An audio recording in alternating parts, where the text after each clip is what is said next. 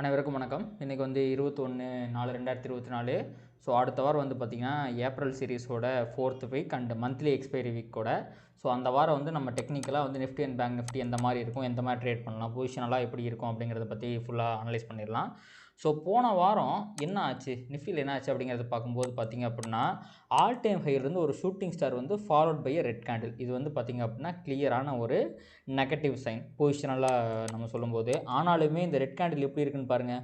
கீழே மிகப்பெரிய விக் இருக்குது, விச் மீன்ஸ் மார்க்கெட் கீழே விழும்போது பையர்ஸ் உள்ள வந்து ப்ரைஸை மேலே கொண்டு போயிட்டாங்க அப்படின்னு அர்த்தம். இந்த மாதிரி விக் வருது அப்படின்னா உங்களுக்கு ஒரு க்ரீன் கேண்டிலோட வருது அப்படின்னா இந்த ப்ரைஸ் ஆக்ஷன் பேட்டர்ன் என்னத்தை இண்டிகேட் பண்ணுது அப்படின்னா ஒரு கன்சாலிடேஷனை தான் இண்டிகேட் பண்ணுது. ஸோ ப்ராபப்ளி இந்த வாரம் நிஃப்டியில் ஒரு கன்சாலிடேஷன் நடக்கிறதுக்கு வாய்ப்பு இருக்குது. ஆனால் அந்த கன்சாலிடேஷன் ஒரு ஸ்மால் ரேஞ்சுக்குள்ளே கண்டிப்பாக இருக்கவே இருக்காது. ஏன்னா வந்து இது ரிசல்ட் வாரம்.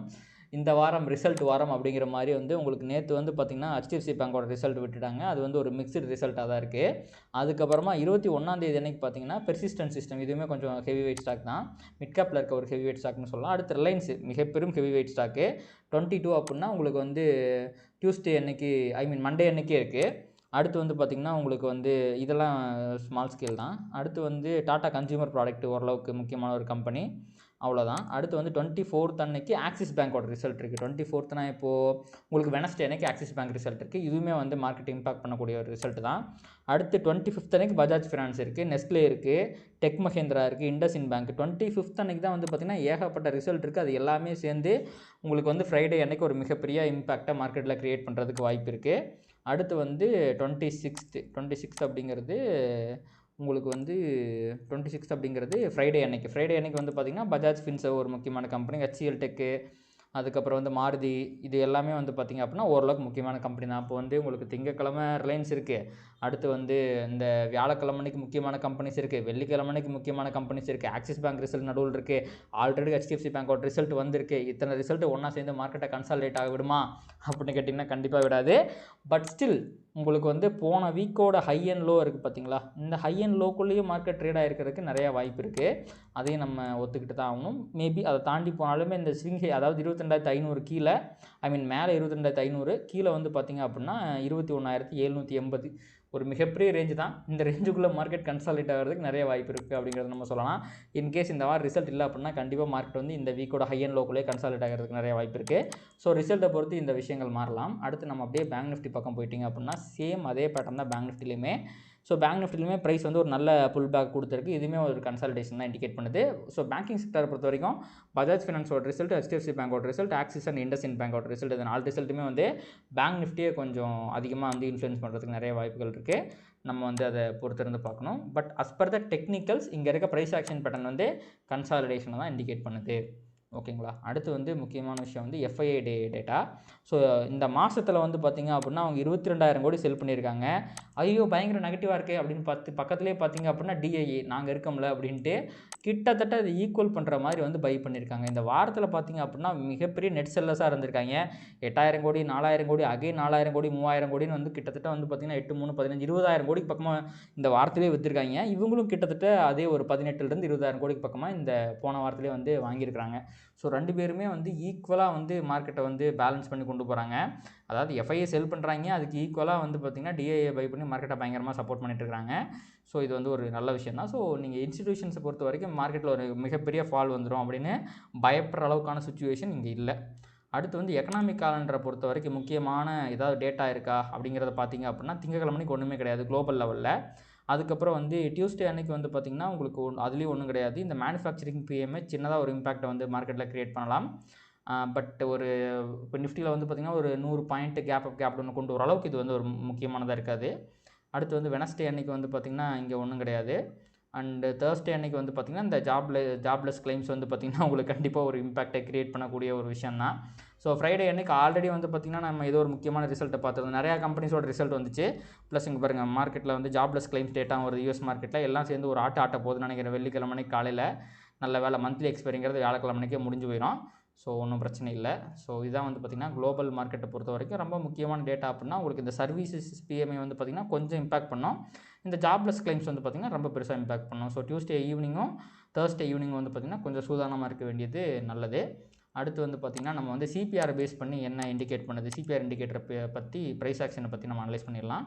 இப்படி நீங்கள் போட்டிங்க அப்படின்னா இந்த நான் ஆல்ரெடி வந்து லைன்ஸ் வரைஞ்சி வச்சுருக்கேன் நிஃப்டி அண்ட் பேங்க் நிஃப்டியில் இது வந்துடும். ஸோ நம்ம ஃபஸ்ட்டு வந்து நிஃப்டியை பார்த்துடலாம். நிஃப்டியை பொறுத்த வரைக்கும் 1 hour டைம் ஃப்ரேமில் உங்களுக்கு ஒரு நிமிஷம் இண்டிகேட்டர் ஆன் பண்ணாமல் இருக்குது. ஸோ போன வாரம் வந்து பார்த்திங்க அப்படின்னா ஒரு அசெண்டிங் சிபிஆர் வந்து மீடியம் சிபிஆர் வந்துருந்துச்சு. அது விர்ஜின் சிபிஆராக ஃபார்ம் ஆயிருக்கு. ஸோ அந்த சிபிஆர் பார்த்தீங்களா, இந்த 22,500 தாண்டி இந்த வாரம் போகிறதுங்கிறது ரொம்ப ஒரு கஷ்டமான விஷயம். அதே மாதிரி இந்த வாரம் ஃபார்ம் ஆக போகிற சிபிஆர் வந்து இதுதான். இது வந்து பார்த்திங்கன்னா ஒரு டிசெண்டிங் மீடியம், இதுவும் மீடியம் சிபிஆர் தான், நேரோ சிபிஆர்னு சொல்ல முடியாது, மீடியம் சிபிஆர் தான். ப்ரைஸ் பக்கத்துலேயே இருக்குது. ஸோ இப்போ HDFC பேங்கோட ரிசல்ட் வேறு வந்திருக்கு. ஸோ ஃபஸ்ட்டு 1 hour வந்து பெருசாக மேலே போயிட்டான் அப்படின்னா உங்களுக்கு வந்து ப்ரைஸ் வந்து இந்த R1க்கும் சிபிஆர் இடையில கன்சல்டேட் ஆகிறதுக்கு சான்சஸ் இருக்குது. அதே ஃபஸ்ட்டு 1 hourல மிகப்பெரிய நெகட்டிவாக வந்து அவன் சிபிஆர் கீழே வந்துட்டான் அப்படின்னா இந்த சிபிஆருக்கும் S1க்கும் இடையில இவன் கன்சல்டேட் ஆகிறதுக்கு வாய்ப்பு இருக்குது. ஸோ இது எல்லாத்துக்கும் மீறி வேறு ஏதாவது ஒரு விஷயத்தெல்லாம் வந்து நடுவாப்பில் வந்து சிபிஆர் தாண்டி மேலே போனான்னா மேபி அவன் மேலே R1 வரைக்கும் போகிறதுக்கு வாய்ப்பு இருக்குது. அதே மாதிரி மேலே இருந்து சிபிஆர் தாண்டி கீழே போனான்னா கீழே S1 வரைக்கும் போகிறதுக்கு வாய்ப்பு இருக்குது. ஸோ வாட் எவர் ஹேப்பன்ஸ் இந்த S1க்கும் R1க்கும் இடையில தான் இவன் வந்து நிஃப்டி அப்படிங்கிறவன் கன்சால்டேட் ஆகும் அப்படிங்கிறது என்னோட எண்ணமாக இருக்குது. நம்ம முன்னாடி சொன்னோம் பார்த்தீங்களா, கேண்டில் வச்சு சொன்னதும் சரி, சிபிஆர் இண்டிகேட்டர் சொல்கிறதும் சரி, ரெண்டுமே கிட்டத்தட்ட ஒரே மாதிரி தான் இருக்குது. ரெண்டுமே வந்து கன்சால்டேஷன் தான் இண்டிகேட் பண்ணுது.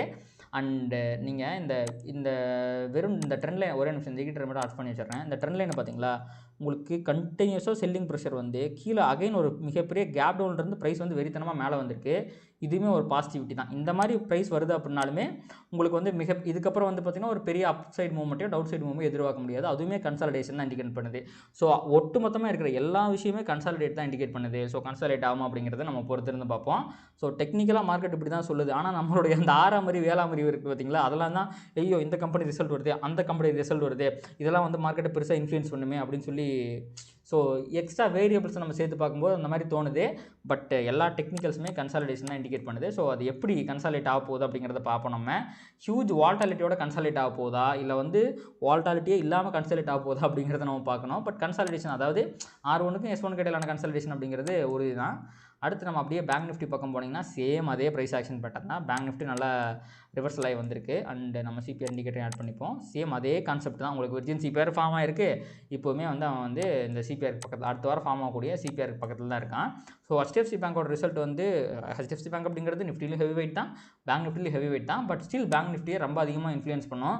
அவன் வந்து ஃப்ளாட்டாக +or-1% நாளைக்கு முடிச்சிட்டான் அப்படின்னா அகைன் பேங்க் நிஃப்டியுமே இந்த R1க்கு S1 இடையில கன்சாலிடேட் ஆகிறதுக்கு வாய்ப்பு இருக்குது. இன்கேஸ் அவன் வந்து போன தடவை மாதிரி படுத்தே விட்டானைங்கிற மாதிரி ஒரு 1500 பாயிண்ட் கேப் டவுனையோ இல்லை ஒரு 1000 பாயிண்ட் கேப்பையோ கொண்டு வருவானோ அப்படிங்கிறத பொறுத்து இருந்தால் பார்க்கணும். அப்படி ஹியூஜ் கேப் அப்போ கேப் டவுனோ நாளைக்கு நடக்காது அப்படிங்கிறத நம்புவோம். நடந்துருச்சு அப்படின்னா ஒன்றும் பண்ண முடியாது.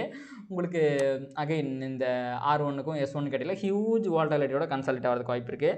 இருங்க ஒரு நிமிஷம். சப்போஸ் நாளைக்கு வந்து ஒரு 1000 பாயிண்ட் கேப் டவுன் வச்சாலுமே இந்த S1 கிட்ட தான் வருது. அதுவே கேப் அப்னு வச்சா உங்களுக்கு R1லாம் தாண்டி மேலே போயிடறான். பட் விர்ஜின் சிபிஆர் இருக்குது. என்ன தான் HDFC பேங்க் வந்து பயங்கர ஒரு ஹெவி வெயிட் ஸ்டாக்காக இருந்தாலுமே விர்ஜின் சிபிஆர்லாம் அவ்வளோ சீக்கிரத்தில் வந்து தாண்டிட முடியாது. கேப் அப்லேயே தாண்டினா தான் உண்டு. ஆனால் வந்திருக்க ரிசல்ட் வந்து அவ்வளோ நல்லதாகவும் இல்லை. ஸோ ஆனால் கேப் டவுன் ஆகிறதுக்கு தான் வாய்ப்பு இருக்கே ஒழிய ஒரு 5% 6%லாம் கேப் அப் ஆகிறதுக்கு வாய்ப்பு இல்லை. ஸோ நம்ம வந்து ப்ரைஸ் ஆக்ஷன் படி கன்சாலிடேஷன் தான் சொல்லுது. பட் ரிசல்ட்டு அங்கே இருக்க ரிசல்ட்ஸ் HDFC பேங்க்களோட பையர்ஸ் அண்ட் செல்லர்ஸ் பார்ட்டிசிபென்ட்ஸ் என்ன சொல்கிறாங்க அப்படிங்கிறத பொறுத்து இந்த வாரத்துக்கான நிலவரம் அப்படிங்கிறது இருக்கும். பட் அல்டிமேட்டாக என்ன சொல்ல வரேன் அப்படின்னா ப்ரைஸ் வந்து இந்த R1க்கும் இந்த S1க்கும் வீக்லியோட இந்த வாரம் ஃபார்ம் ஆக போகிற R1க்கும் S1க்கும் கன்சாலிடேஷன் ஆகிறதுக்கு தான் ஒரு 90% சான்ஸ் இருக்குது with huge volatility because of the result impact. So இதான் வந்து பார்த்திங்கன்னா இந்த வாரத்துக்கான அனாலிசிஸ். ஸோ இந்த வீடியோ உங்களுக்கு கண்டிப்பாக யூஸ்ஃபுல்லாக இருந்திருக்கும்னு நினைக்கிறேன். இந்த வீடியோ உங்களுக்கு பிடிச்சிருந்துச்சுன்னா அதை லைக் பண்ணுங்கள், கமெண்ட் பண்ணுங்கள், ட்ரேட் பண்ணுற மற்ற நண்பர்களுக்கு ஷேர் பண்ணுங்கள். அது யூடியூப் அல்காரிதமை ட்ரிகர் பண்ணி இன்னும் நிறைய பார்வையாளர்களை நம்ம சேனலுக்கு கொண்டு வந்து சேர்க்கும். நன்றி.